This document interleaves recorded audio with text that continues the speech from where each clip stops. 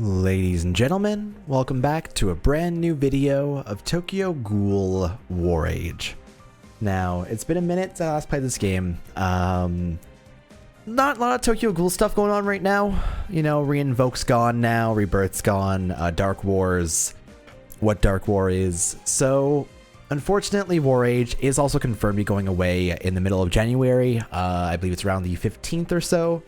So that is very unfortunate, but I still want to go ahead and try out this game a little bit more and kind of play until they're closing down. Because even so, this game also did a lot of things right. And if you guys have been around this channel for a while, I've been playing on this account for a long time. It's been like a year and a half, almost 2 years now. And it's still a great time. It's still a great game.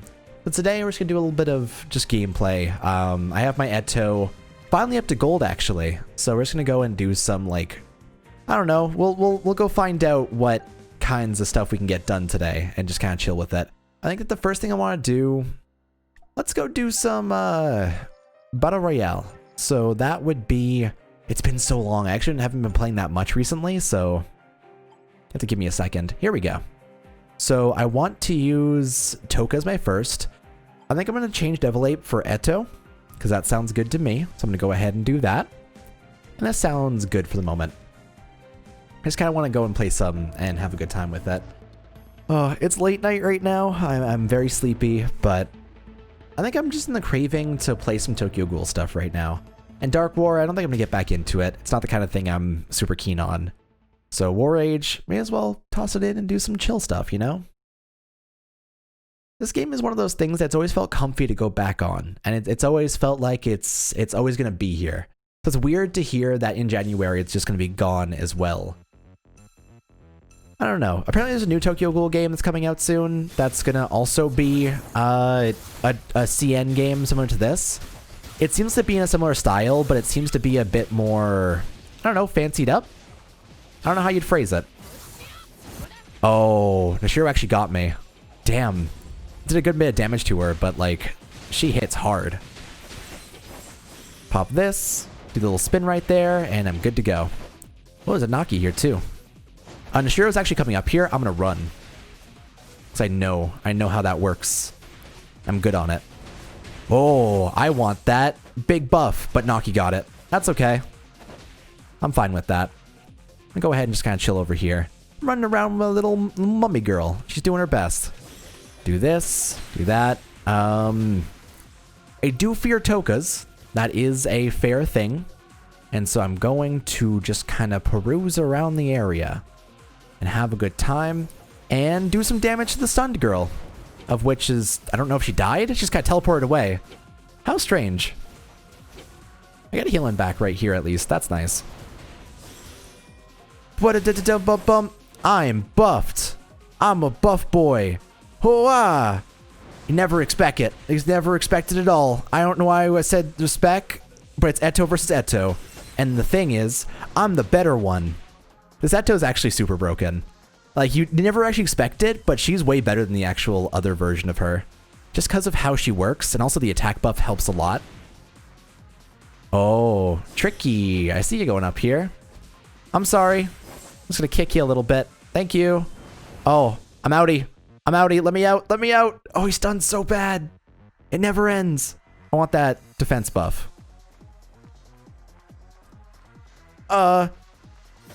I can do that and get this healing real quick. Thank you kindly for that. Always appreciated. I'm gonna get some healing back from this. The thing is, my second's the one that stuns. I kind of just want to steal this buff here. Dog, we're chill. Don't even worry about it. I don't really mind too much. But like, I'll get this healing if you don't want it. I mean, you probably should have went and just like watched it pretty much. Oh, that does so much damage. Oh, Centipede. Oh, you're so bothersome. Oh my goodness. The stuns are such a problem. The thing is, my Eto is pretty alright too, though. Here, I want this healing. Actually, I want that defense buff too. I'm super keen on it. He's running away, so I'm not really too worried. We're buddies, right? We're cool. We're cool. Look, we're having a good day. Oh, you're determined to get that win, aren't you? It's fine, because, like, you're not going to kill me in time. GG though. Oh, he got 11 kills. It was so close, actually. Interesting. I think there's one more person inside there as well that was also a player. They were like a lower down level. That's cool. It's always fun to get matches like that. What else can we go ahead and do here? 3v3 would be interesting. I'd probably just queue up and see what I end up getting. There's not many people playing right now. I guess, so since the servers were announced to be ending inside January, I guess the server isn't super populated these days. Which is fair. In a game like this that's very slow progression based, it's fair that like when you're kind of done with things, it'd be the time to hop out. Here, let's go do some gameplay of Yamori. May as well kind of try out these characters never got the chance to pull. He's always one of those ones I found super cool. His model's actually really cool and detailed because they put a lot of work into it because he's one of the first characters you see inside the game. So I like it. We're gonna take some swings here. I always did wish that I got these other SS characters throughout the way. But unfortunately, it's always hard to try and work on things. I probably could have gotten Yamori if I would have focused on him instead of getting a couple other characters. But he's still one of the...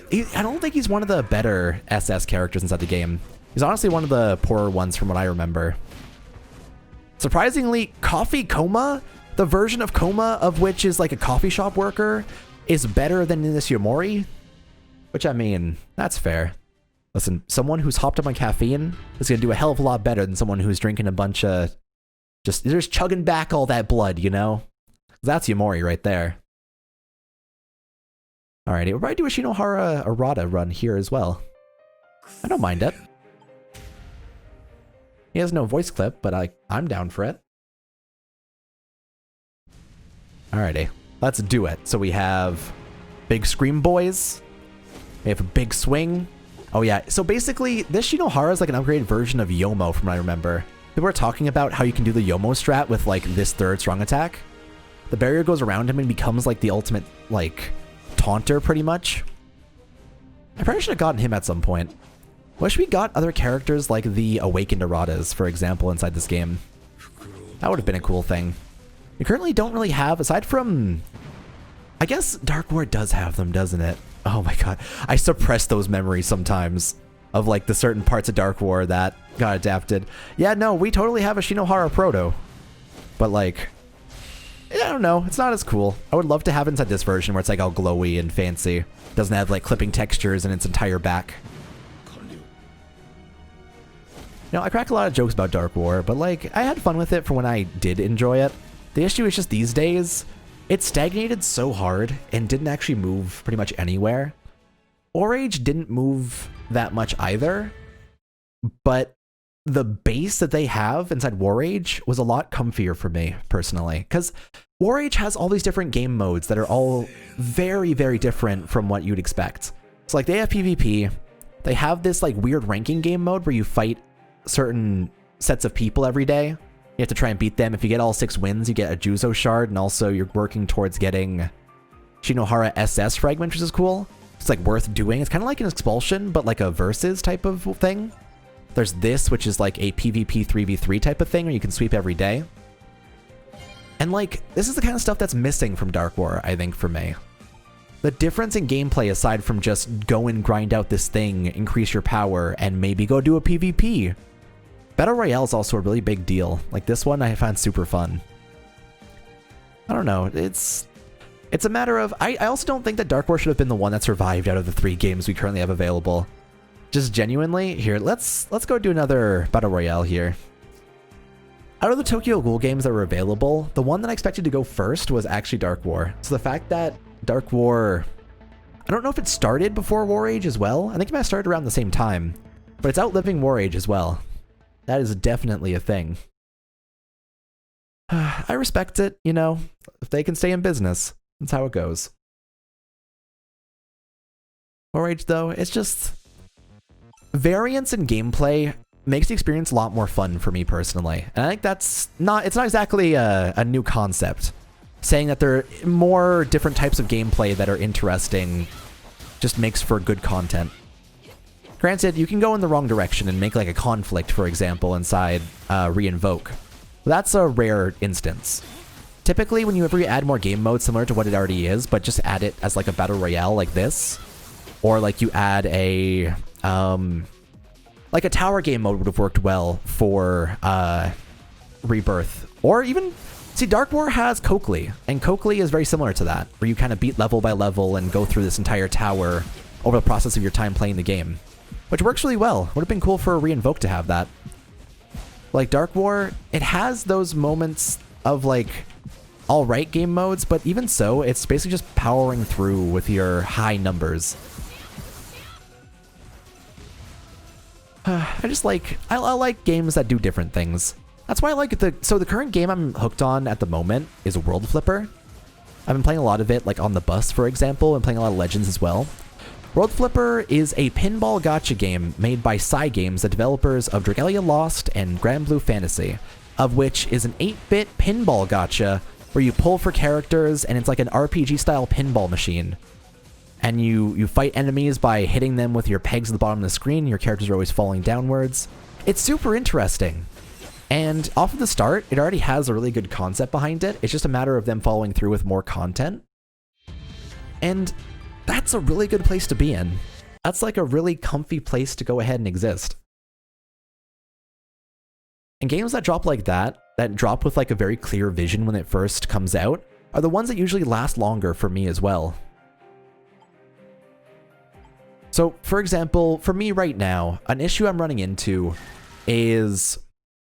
So, I want to play Bleach Mobile 3D. I've wanted to play it for a little while. The global version came out very recently, and I've wanted to get to it.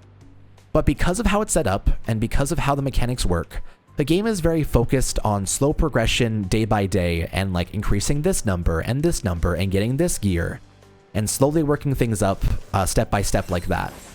Which is similar to how War Age worked, and it was easier for me back in the day to get into a game like this that was slow progression because I had the time for it. These days, because of how I'm spending my time and because of how like busy I'm feeling, it's difficult to hop on a game like this from the beginning and try and slowly grind out your first 30 levels, for example. It takes a lot out of me. So I'm trying to figure out how to balance around that. Because also Mobile 3D, it has a lot of different game modes off the base, but it hasn't really added a ton since then. It's very similar to War Age, I think, in that way. Like, I still really enjoy its base it has available. It's just a matter of slow progression and hitting walls that feel like you need to spend money is a big difficulty inside that. War Age, because of me never being able to top up whatsoever, I wasn't really pressured to go ahead and put money into it. Because this game just kind of went and went and went. And like, I got Eto off of the free single, for example. It just happened. Both Etos, actually. That doesn't really happen on Mobile 3D either. For Mobile 3D, you need to get 160 tickets to actually get a character guaranteed. Well, in this game, there's always a chance in that like first 100 you can get the character and just have a good time with it. Like this SSS character I got here. I think that there's a line for spontaneity as well that's really important inside games like this. I think, so for the perfect gacha game, for me personally, I think that elements of allowing you to continue and progress through the end game is important. Having characters that don't max out fully is important. So like giving them abilities to go further and further is a really good thing to have implemented. But you also need to have elements where... How can I phrase this? You need to have elements where you're still feeling like you're making substantial progress in your day-to-day and you don't hit a hard wall. And it's a matter of trying to balance that around a PvP environment, for example, because inside this game especially, you see like the different damage caps and how an SSS Arima will wreck you if you have like any character that's not SS or above. So like the highest rarities do matter a lot. Making it so that's a little bit more balanced and fair and kind of even in that regard is cool. Dark War, the biggest difficulty with it is it didn't allow full pulls of characters for a long while. And recently, the rates are so poor that it's not actually even worth pulling that much unless you're willing to do the carnival or the festival as well alongside it. So it's a matter of balancing free-to-play friendly while also having these elements of constant progression. So for example, in Breach Brave Souls, typically when you maxed out a character at 200, it was fine before, and inheritance was like the way to get them even stronger. These days with Transcendence, that bar for progression and like need for dupes has jumped up by a metric fuck ton. Same thing with Dragon Ball Legends. The new 14 stars that they added, not healthy for a game state. And I think that right now we're going through a weird monetary phase with a lot of games where people are trying to monetize things more and more. Like Legends is trying to get more money from dupes from people and like making things more worth it, but also just like ruining the scaling inside the game. I don't know how Dark War is handling it right now. I don't know how they're increasing drop rates or decreasing or whatever, but it's still a thing that they're doing. It's not too bad though. I just think that it's hard to design a good game for mobile that has that you're trying to make fair for everybody while also not abandoning the person who doesn't want to spend anything. But you also want to appease the person who's going above and beyond, right? You want to make sure that there is incentives to go that far with your money, if that is what you're trying to make your game about. And finding that balance is always strange. I don't really have any games that stick out as like the perfect example, because every game has their own drawbacks. War Age is great and has good content, but I couldn't top up on it, and they didn't release new content toward the end of the game. They just kind of released more characters, which was a big problem. Mobile 3D, great game, adds new content, is quite fun. You feel pressure to top up whenever a new character comes out, because certain characters are just definitively better and just broken compared to other ones. So you feel the need to, right after you pull on a banner for Ukiura V2, for example, the Sukunda Toppa version, you spend on that banner and then you realize, oh, Swimsuit Retsu's next because I gotta spend a bunch of money for that. Which isn't a problem, but it's more so a symptom of how the game's state is. I've had people to ask me to describe my perfect gacha game in the past, and the issue is that every single thing will have something wrong with it. It's a matter of trying to make things balance out in a good way. So a Reinvoke with more content would have been probably my ideal gacha game. All right drop rates and a guaranteed copy on every set of steps, so that's cool.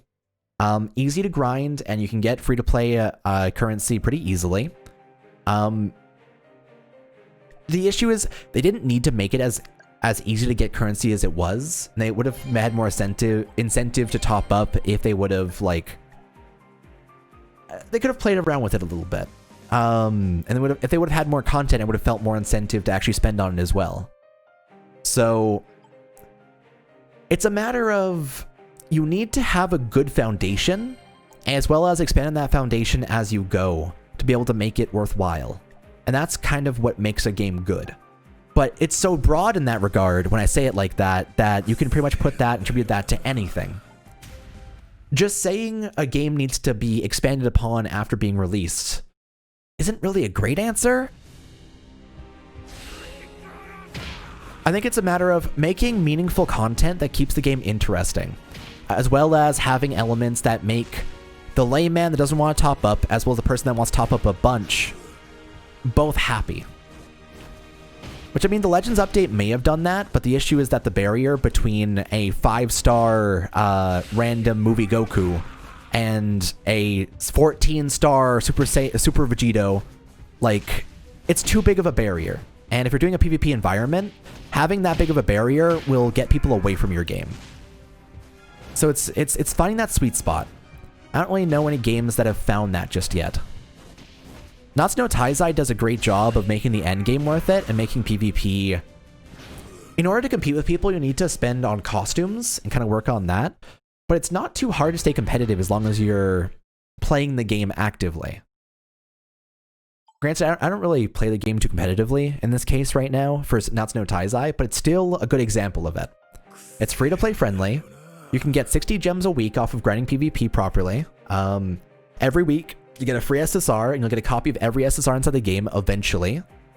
So that's, if that game comes to global, which is supposed to be coming in the first quarter of 2020, that might be the new definitive game to try and point towards as like a good example of what to do right, but also leaving it where it's worth it to grab the packs for rank ups, because this rank up pack from level 50 to level, let's say level 50, level 60. it'll give you 250 gems. And if you get all the way through that, that's perfect. That's a free set of steps on any banner you want to go for. And that's a good way of going about it. That's a good way of kind of working around all of that. And I still have incentive to put money into 7 Deadly Sins because they do a great job with the game. They do a great job with like how they build things, new characters. The gameplay is very fun. So yeah, actually no. 7 Deadly Sins is totally a good example of that. I think there are elements that they're struggling with, and in the current state of the game, people are very hungry for new content and are very hungry for the next thing. So they're currently competing with the idea of having to have this games as a service thing updated every single week or so. Because I know there's people inside the gacha game community right now that when they see 7 Deadly Sins doesn't get like a huge story update every like 3 weeks, they say it's a dead game. And it's because they don't spend the time grinding out like every small thing, or they already have at this point, right? And what can you do for the super endgame people? Because you can't expect to please them if you're going entirely for content on that as well. There's always someone who's going to complain about something. There's always somebody who's going to point towards something and say that it's wrong. It's a matter of which voices do you listen to and which ones do you say maybe or have a little bit too high expectations for things, you know? Because for me personally, I think that a game that drops a new story chapter every like month and a half is really good. 45 days for a new story update is like really, really good for a game like this. But I guess I don't really have a clear idea of what that looks like to other people as well. I just play a lot of games that are based on slow progression, so I'm used to being very non-catered to when it comes to new content. Maybe I'm just too chill. Maybe I'm just too patient about things, and I just kind of leave things to its own devices and just I'm happy with what they have. It's always very strange. Different people have their own inputs toward what is meaningful. Hey, dude. You want to be friends? SJ? It looks like you're just kind of chilling here. I can kill you if you want. I know you're a Yomo. Here, I'll do this. There you go. You can have your free points here because you get second place no matter what. There you go. How strange. You stopped moving entirely. Got second place though. You lived the longest. And that's probably going to do it for this episode of Tokyo Ghoul War Age. Just kind of wanted to hop in this game again, play a little bit today.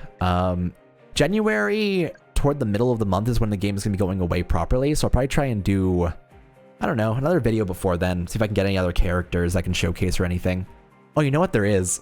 This game mode here is super weird. So let me see. I don't remember what controls I have. So it's arrow keys. Okay. So I set this up recently. So this is like a weird tap game they added to it. And it's just like a random event. And you have to tap on the enemies as they come towards you. And they'll like lock onto your space. You have to get like as many items as possible. You have to get to the gauge in the bottom right and get that as high as you can to get like a good amount of items. Super weird. But like, this is cute. This is the kind of like weird stuff I'm down for. They also have like a weird fish mini game in this game they had at one point for like the summer festivals. I find it really interesting. I find games that experiment and do weird stuff like this and like add different styles of gameplay to be super cool. It's not like it's super hard anyway. Like, look at this. About to hit 100%, by the way. Oh, it's an ultimate. Okay. I have to go as far as I can, I guess. I didn't realize this. I've only ever hit 100 once before. This is the best I've ever done. Oh, man. I'll take that, though. I got loser hitting on me. Oh, that's super lame. I'll take that, though. All right. So that is going to do it for this episode of Tokyo Ghoul War Age. I just kind of wanted to touch on the game, play it a little bit. I'm going to miss this. I'm going to miss a lot of these Tokyo Ghoul games. I'm going to miss being able to talk about the series as well, because I remember just loving discussing, oh, Kuzunowl sure would be cool if he had multiple Kagunes and stuff. And it's been a whole trip. So we're going to try and get back to this, hopefully get another character showcase or something. Hopefully I get a Rima. That'd be a fun thing. For now, though, thanks for watching, everybody. Take it easy, and I will see you guys next time. Bye for now, everybody.